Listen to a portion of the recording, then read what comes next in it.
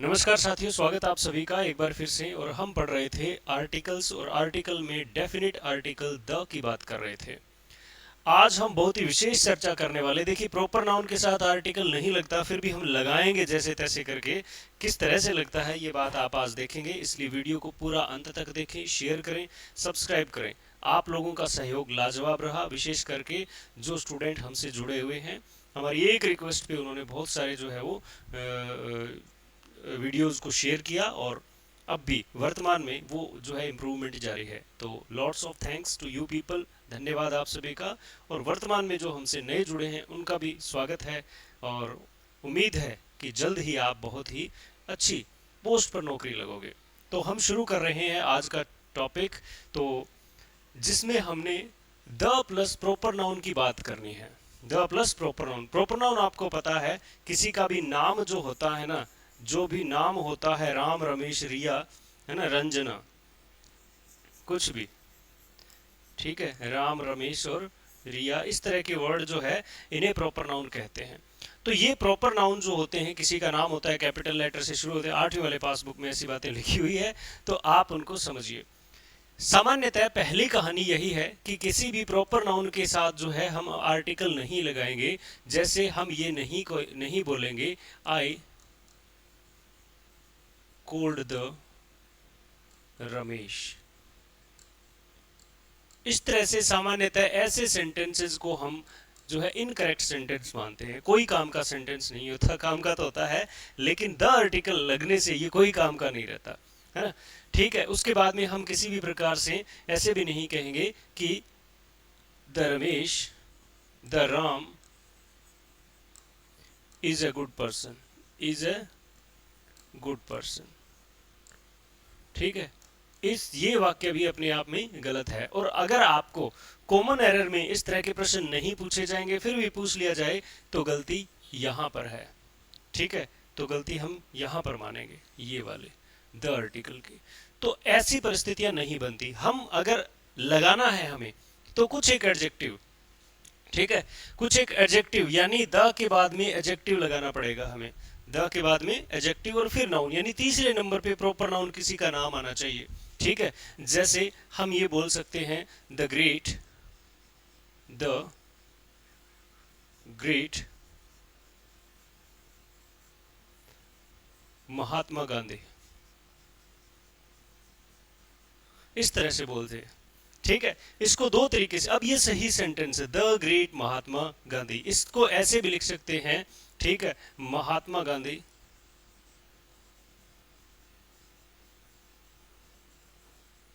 ठीक, Mahatma Gandhi the great. ठीक है, ऐसे भी इसको लिख। तो यहां और यहां जो ये द आर्टिकल लगा है, ये बिल्कुल सही यूज है, आप इसको गलत जो है वो नहीं कह सकते। उसी तरह से the great Shakespeare, Shakespeare the great. ठीक है, the great Ashok, Ashoka the great, इस तरह से हम बोल सकते हैं। तो यहाँ पर ग्रेट वर्ड लगे तो हम क्या है, एडजेक्टिव जो है वो मानकर उसको और द आर्टिकल लगा सकते हैं। ठीक है, तो दूसरा रूल ये हुआ, द प्लस प्रॉपर नाउन और एडजेक्टिव क्लोज लग जाए। अगर आपको याद हो तो हमने पढ़ा था, क्या पढ़ा था, हाँ जी, तो अगर आपको याद हो तो हमने द आर्टिकल को शुरू करने पड़ा था कि द प्लस नाउन प्लस में एक क्लोज जोड़ दीजिए।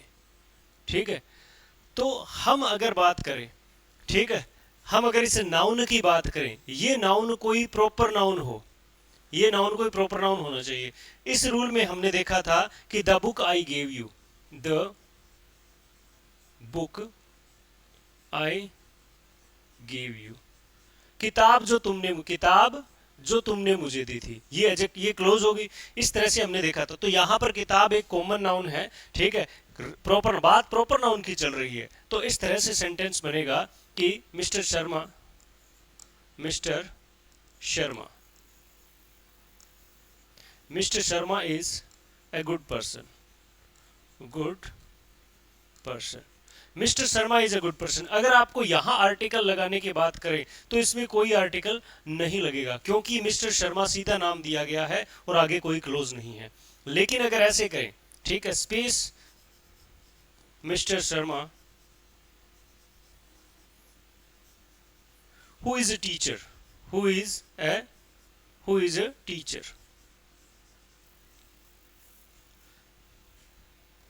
ठीक है। Is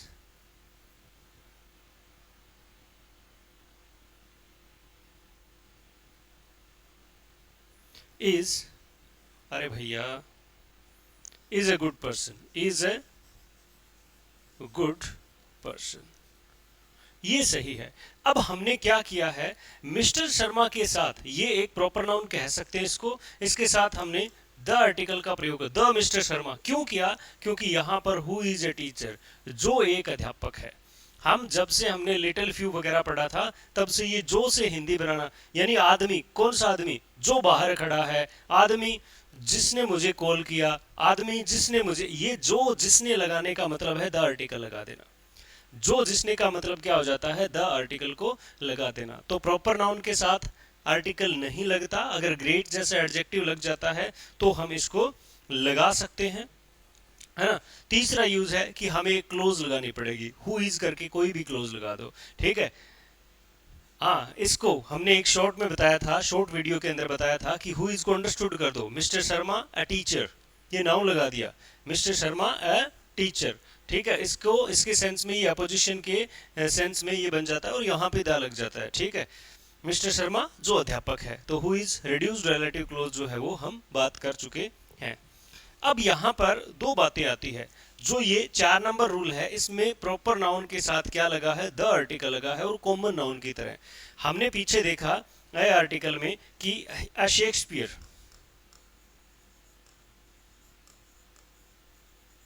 Shakespeare is writing there, ठीक है। अब हमने यहां पर ए शेक्सपियर लगाया है, तो किसी प्रॉपर नाउन को कॉमन नाउन की तरह प्रयोग करने के लिए हम ए एन आर्टिकल भी लगा सकते हैं और द भी लगा सकते हैं। फर्क क्या है, फर्क ये है कि यहाँ पर ए शेक्सपियर हम जानते नहीं है कि शेक्सपियर कौन है, व्यक्ति है। अब देखो, पहले तो ये कि शेक्सपियर एक कॉमन नाउन है, यहाँ पर क्यों है, क्योंकि शेक्सपियर 2 हुए जी, पहले तो एक ही था, अब 2 हो गए। एक तो वो जो फादर ऑफ इंग्लिश लैंग्वेज कह सकते हैं, या जिन्होंने हैमलेट वो मैकबेथ लिखा था, ठीक है। दूसरा ये जो बोर्ड पे लिख रहा है, तो 2 हो गए, दोनों को शेक्सपियर नाम से बुलाया गया, इसलिए इसे कॉमन नाउन कहा गया है, ठीक है। यहां पर ए आर्टिकल यूज करने का मतलब क्या है कि हम इस शेक्सपियर को जानते नहीं है, या फिर उसकी कोई विशेष नहीं बनाया, ठीक है, किसी भी प्रकार से इसको विशेष नहीं बनाया है, ठीक है, ठीक है, किसी भी प्रकार से इसको विशेष नहीं बनाया है, ठीक है। तो विशेष नहीं बनाया तो ए आर्टिकल, अब विशेष बना दीजिए, जैसे खाली जगह छोड़ी हमने और हमने लिखा, चलो खाली जगह छोड़ी हमने लिखा Rohit is speech Shakespeare of our town, ठीक है। अब देखो, रोहित नाम आया, ये नाम क्या है, एक प्रॉपर नाउन है, तो आर्टिकल नहीं लगेंगे, हम जानते हैं कौन से, is Shakespeare of our team, of our town, यानी शेक्सपियर कौन सा, हमारे टाउन का। हो सकता है शेक्सपियर की संख्या 1 से ज्यादा हो, 10 12 15 20 60 70 हो, लेकिन हम किसकी बात कर रहे हैं, हमारे वाले टाउन की, तो शेक्सपियर क्या हो गया, निश्चित हो गया, तो इसे यहां पर हमने क्या कर दिया, द लगा दिया, बस इतना सा फर्क है।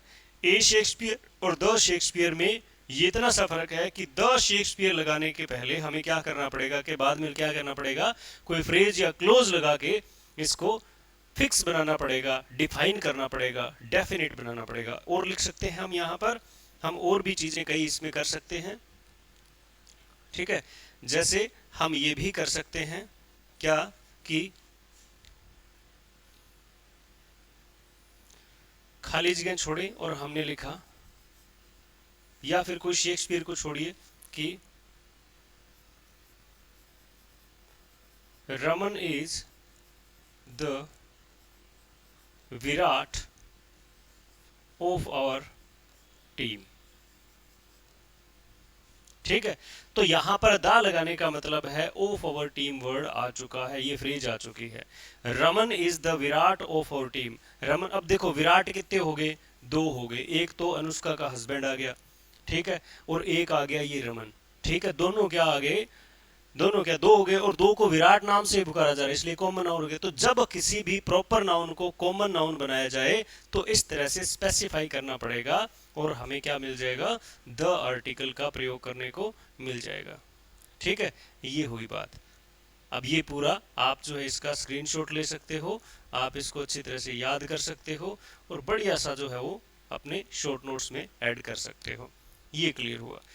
दूसरी बात हम करते हैं कि अगर किसी कॉमन नाउन को के साथ हमें आर्टिकल लगाना हो, द आर्टिकल लगाना हो, तो कैसे लगाएंगे। देखिए कॉमन नाउन क्या होता है, जैसे स्पेस छोड़ा या फिर इस तरह से माई ब्रदर इज